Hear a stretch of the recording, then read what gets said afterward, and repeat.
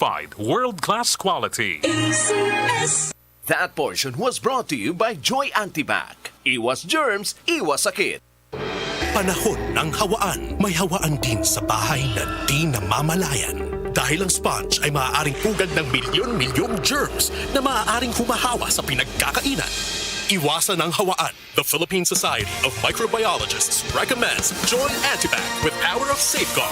Removes 99.9% of germs sa sponge. Para iwas hawa sa pinagkakainan, mag-Joy Antibac with power of safeguard. Iwas germs, iwas sakit.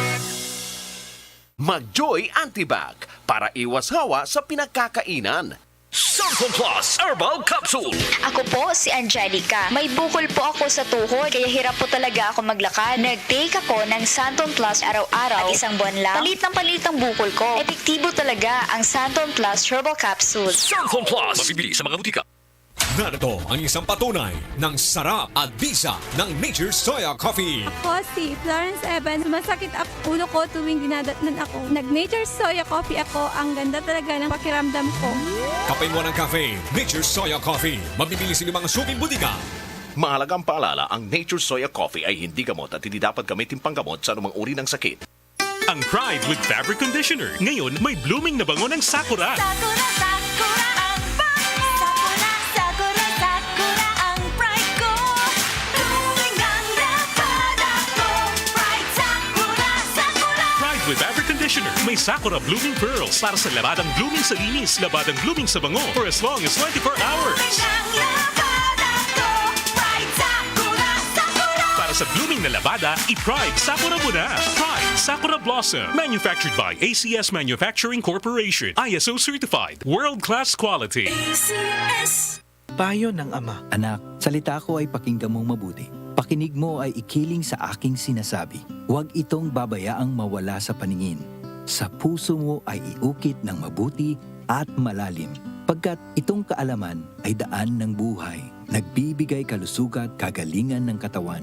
Ang puso mo'y ingatang mabuti, pagkat iyan ang siyang bukal ng buhay mong tinataglay. Proverbs 4:20-23, MX3, tagapaghatid ng magandang balita. Pride Bar, hindi lang puti, kisla puti. Pag nilaban sa Pride Bar Blue, ang puting damit ay magiging Mas puti ito, mas puti ito, mas puti ito. sa Pride Bar Blue. Pwedeng hindi na ako magtina, anyel o bleach dahil ang Pride Bar Blue ay may power whitener na nanunuot sa bawat hibla. Kaya ang damit ay kisla puti at panayan pa sa kamay. Mas puti ito, mas puti ito, mas puti ito. Pride Bar Blue with power whitener. Di lang puti, kisla puti. Pride Bar Blue. Manufactured by ACS Manufacturing Corporation. ISO certified. World-class quality. ACS. Santon Plus Herbal Capsule. Ako si Joseph. 5 years na akong Santon Plus Herbal Capsule user. Walang ibang gamot na nakapagpagaling sa aking cirrhosis of the liver, kundi Santon Plus Herbal Capsule lang. The best talaga. Santon Plus Herbal Capsule. Mabibili sa mga butika. Matagal ka namang nagtitiis sa pangangating sa inyong balat. Mag-Mighty C! Mighty C! Ang alkaline na vitamin C. Makatutulong upang labanan ang anumang uri ng sakit sa balat at mga allergies. Mabibili na sa inyong mga suking butika. 7 pesos lang. Siguradong sasayangin yung tahanan sa hatid ng RMN Radyo Saya. Abangan at sumali sa live online trivia game contest ng RMN Radyo Saya sa RMN Dzxl 558 Manila Facebook page para sa tsansang maglaro ng ruleta at manalo ng 100 to 300 peso cellphone load hanggang 500 peso cash. Kaya sali na! Hatid ng Cream Silk Standout Straight. Get healthy, beautiful hair. Kasama ang RMN Dzxl 558 Manila. Visit RMN Dzxl 558 Manila Facebook page for more details. Promo runs from January 3, 2021 to February 26, 2021 per DOH FDA CCRR permit number 0842 series of 2020. Alam nating hindi maganda ang mga naririnig nating mga balita sa mga nakalipas na linggo dahil sa paglaganap ng COVID-19 sa bansa. Pero ang mga matatapang nating mga media persons, reporters, newscasters, journalists na walang umpay na nagbibigay ng mga balita at impormasyon para manatili tayong aware and well-informed sa kasalukuyang nangyayari. Sila po ay sumasabak sa gitna ng mga panganib. Mabigyan lang tayo ng tama at totoong balita. Kaya ipagdasal din po natin sila para sa kanilang kaligtasan. Ako Ako po si Rod Marcelino ng Pulso ng Metro ng Dzxl 558 Radyo Trabaho. Labanan po natin ang COVID-19. Lumipas at magbago ang panahon. Iisa at nakatatak ang kauna-unahang himpilan sa paghahatid ng serbisyo publiko at balita. Ito ang Radio Mindanao Networks. Higit 6 na dekada sa paglilingkod sa masang Pilipino. Sa Metro Manila, ito ang DZXL 558 Radyo Trabaho. Ang inyong gabay sa hanap buhay. DZXL Pulso ng Metro! Alas 12:44 mga kasama ng magandang hapon. Diretso po tayo sa Palasyo ng Malacanang para sa virtual press conference ni Secretary Harry Roque. Kanina may magandang balita. May vaccine na daw sa Pebrero. Dzxl Radyo Man 4. Ito ba'y kumpirmado na? Yes, Radyo Manrod, ito si spokesperson mismo nag-announce pagsapit ng February 2021 mga kasama 50,000 na doses ng Sinovac ang dadating. Ito yung galing sa China ha. 50,000 nakulang pa yan. At pagsapit ng March, 950,000 doses na. Pagsapit ng April hanggang May ay nasa 1 million doses ang Sinovac ang darating. Pagsapit ng June 2021, 2 million doses. At hanggang sa December 2021 ay nasa 25 million na doses mga kasama ng Sinovac ang nandito na sa ating bansa. At ang sinasabi nga na huwag matakot dito nga sa bakuna na ito dahil ayon sa pag-aaral ng Turkey ay nasa 91.5 ang efficacy rate netong ang Sinovac na bakuna. At sinasabi nga nitong si Presidential Spokesperson Secretary Harry Roque ay nasa 1 milyon na mga Chinese ang nabakunahan yan at wala namang adverse effect ang nangyari o masamang epekto ang nangyari dito nga sa mga Chinese na nabakunahan netong ang Sinovac. So hinihikayat ng ating pamahalaan na magpabakuna at huwag nga silang matakot. Ito ay kasunod na rin ng lumabas na survey na mababa o nasa 40% lamang na mga kababayan natin ang nais magpaturok ng bakuna. Ito dahil nga sa nangyaring Dengvac scare, kung matatandaan natin yan. Pero sabi nga ng palasyo, magtiwala sa pamahalaan. So Radyo Manrod, pakinggan natin. Sige. Yes. Pakinggan natin ang good news. Tama. At pakinggan natin ang papatuloy na question and answer portion. Sa ating panauhing manggagamot, magtatanong lang po ako, yung po bang pagsubok na ginawa ng inyong kumpanya, ng inyong kapartner, nasubukan na po ba sa mga Asyano at angkop po ba sa atin? Dahilan sa ang sabi, baka may mga bakuna na hindi aangkop sa ating mga may kulay na mamamayan. Meron din naman pong kasama na Asyano, yung India po, ginawa rin yung study doon, at ginagawa pa, multiracial din siya. Dahil meron ding study na ginawa sa South Africa, sa UK, sa US, at alam din naman natin na sa US at sa UK, ang mga citizens doon could also be multiracial din. So, with the studies now, it involves at least more or less 50,000 participants, ay makakakuha tayo ng magandang safety and efficacy profile ng bakuna. Well-founded, if ever, kung positive ang resulta on safety and efficacy, we know that it is well-founded because it has covered a big number of participants. I see. Yung po bang phase 3 trial ay mapapasailalim din sa peer review at ihahayag po ba ito sa publiko? Of course, ang prinsipyo po natin, ang practice actually is kapag peer-reviewed ang isang report or isang publication, mas maganda po ang nare-raise na confidence level among the general population and especially so as well for among the experts, yung ating mga health professionals. Kapag may nababasa silang publication na peer-reviewed ay of course, mas maganda po. Maraming salamat po. Thank you, Doc. And thank you, Secretary Harry. Thank you, Melo. Balik tayo kay Yusek Rocky, please. From Secretary from Laila Salaverry of Inquirer, question niya, when will the President decide if the travel restrictions ending on January 15 will be extended or not, and what factors will be taken into consideration? Well, sang-ayon po dun sa polisiya ng IATF at ng inisyu rin ng Presidente through the Office of Executive Secretary, aantayin po niya ang joint recommendation ng DOH at saka ng Department of Foreign Affairs.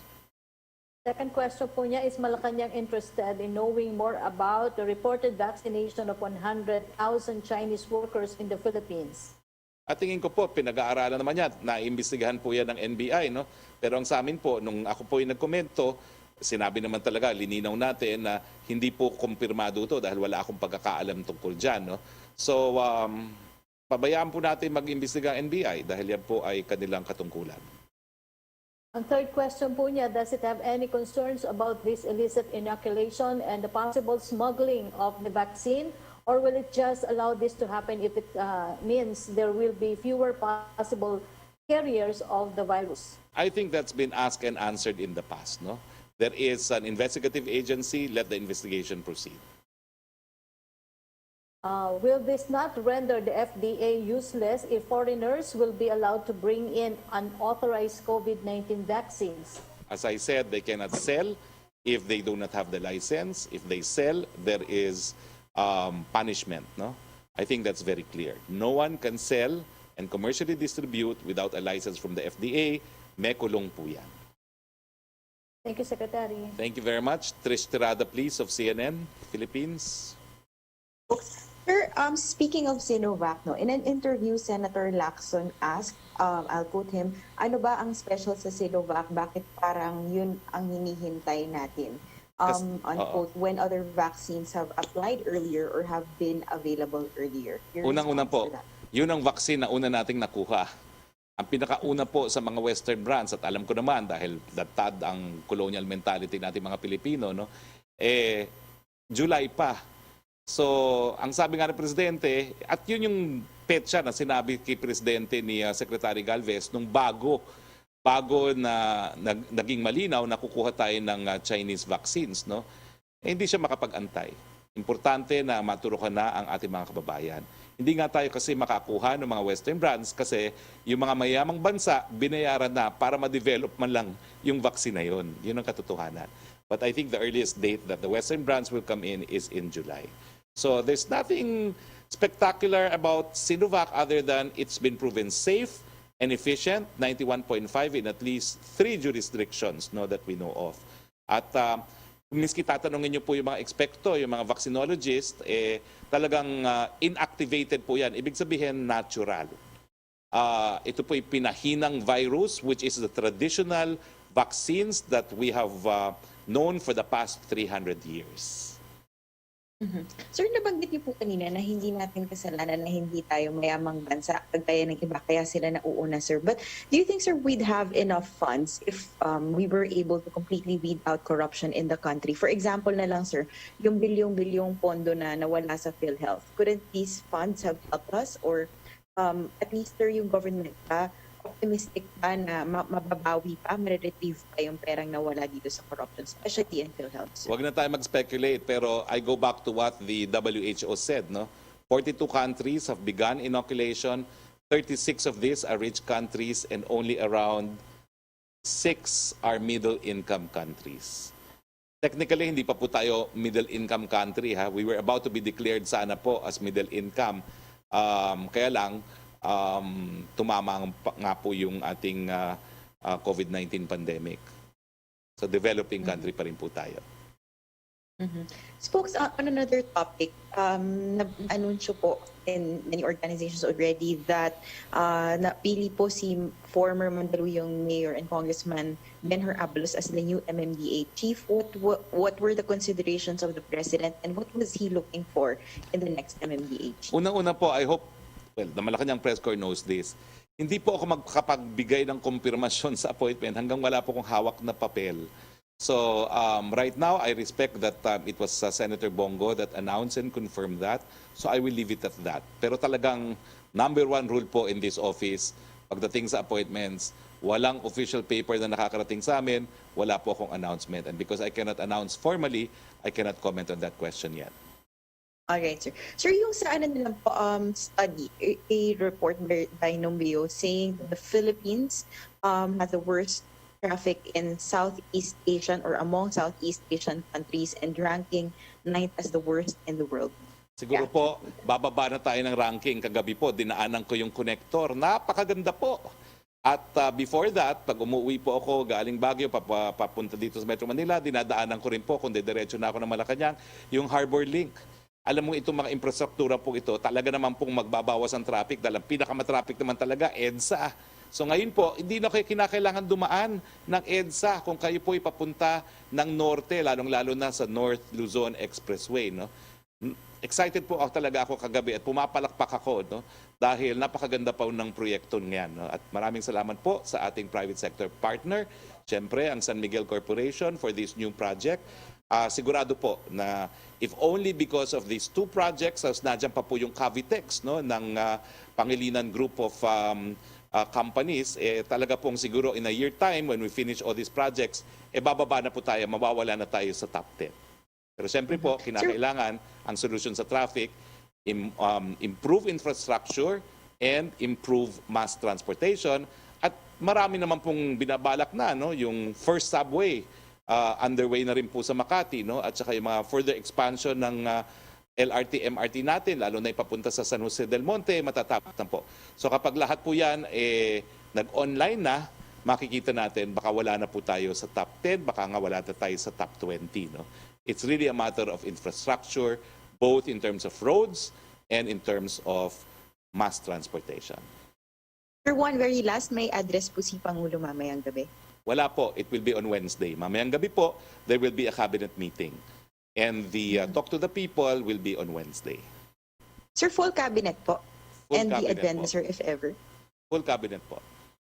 And sir, what will be the main focus of the meeting, if you may share? Well, actually po, pati yung agenda is classified. Pero ako naman po, after the meeting, using my discretion, sinasabi ko naman po kaagad kung ano na pag-usapan kung hindi po siya covered by privilege. Thank you, spokes. Salamat Thank you po. very much, Trish. At punta naman tayo kay Yusek Rocky, please. Yes, Secretary. A question from John Punsalan of ABS-CBN News Online. May we please get more details on the deal for 30 million COVAX vaccine doses? How much is the government paying for the jobs and when will Filipinos get them? Yan na po yung ating finiture, 30 million po. Delivery will be the third quarter. Hindi ko po alam if Doktora can tell us how much this Novavax cost, Kasi ang kasama po sa COVAX, kasama po ang Novavax, kasama po ang AstraZeneca. Ma'am, can you tell us how much the Indian vaccine costs, or is that covered by the confidentiality clause? Well, it's covered by confidentiality thank you. clause. Pero ang isa pa dun kasi is we're still waiting for the final pricing as well because there are also other considerations. And meron pa po tayong another, yung supply agreement where all the details will be finalized. Well, gaya po ng sabi ng Presidente, sa panahon ng pandemya, sa panahon ng public health emergency, secondary na lang po yung presyo. Ang importante, magkaroon tayo sa lalong mabilis na panahon. Second question po niya, Pasig Mayor Vico Soto said this on Twitter earlier today. Many of us LGUs signed a tripartite agreement with AstraZeneca and the national government yesterday. Would you know which LGUs signed these deals and for a total of how many vaccine doses? Well, I know as much as you do, pero hihingi po ako kay Secretary Galvez kung may energy pa siya after na kanyang Senate hearing ng listahan kung ilan na po yung mga LGUs na nakapirma ng tripartite agreement. From Summit Emilia of Business Mirror, may nasign na po kaya na new issue 1 si President Duterte to maintain the 5% tariff for mechanically deboned meat for chicken and turkey? Wala pa po kaming alam, pero as I said, approve in principle sa cabinet level tariff-related matters committee. From Pia Gutierrez of ABS-CBN, how many LGUs have already secured their vaccine supplies through tripartite agreements with the national government and vaccine manufacturers? How many other tripartite agreements are in process? As I said, no, I'll verify with Secretary Galvez probably today if he still has energy to respond to my queries. Thank you very much, Yusek. We go to Pia Renada, please. Hello, folks. Can you hear me? Yes, I can hear you. Go ahead. Sir, just on the Sinovac vaccine, sir, has the government paid for, or are we expected to pay for these Sinovac vaccines? Well, I don't know about the terms and conditions, but of course, we expect that it will be paid. But let's see, maybe, just maybe, I'm just speculating, China will donate, no, some of it. Let's see, because their Chinese foreign minister is coming. I do not know what he will say, but many of us are praying that perhaps some of these vaccines can be donated. After all, we do have very close relations with China. And then, sir, just on its EUA, no? So you were saying earlier that you expect Sinovac to apply for an EUA. And an EUA requires 21 days at least for it to be issued. It's already January, and you were saying we expect the Sinovac doses in February. So, sir, will we wait for an EUA before accepting the delivery? Definitely, we will wait for the EUA before we administer. But we can do what Indonesia did, accept delivery, and wait for the approval of regulatory authorities, no? Pero let me just verify kasi I'm just not 100% sure, but let me just verify the status of Sinovac. I know they're about to file. I do not know if they have in fact filed. Okay. And then, sir, last question, not about the vaccine anymore. Sir, last week, Senate President Soto was saying that the president told congressional leaders that he wanted to amend the Constitution to exclude certain leftist groups or groups that want the falling of the government from being recognized as party lists. Sir, can we just clarify what exactly did the president say about this? I was not in the meeting. In fact, we were having, I think, another affair, no, when that meeting happened, because I was aware of that affair, but I had to choose, no. No, I think I was sent to an event, no, on behalf of the president. But I cannot dispute what Senate President Soto said, no, because he was present, no, and I will leave it at that because I have no personal knowledge otherwise. Bayanihan laban sa COVID-19. Dzxl 558 Radyo Trabaho.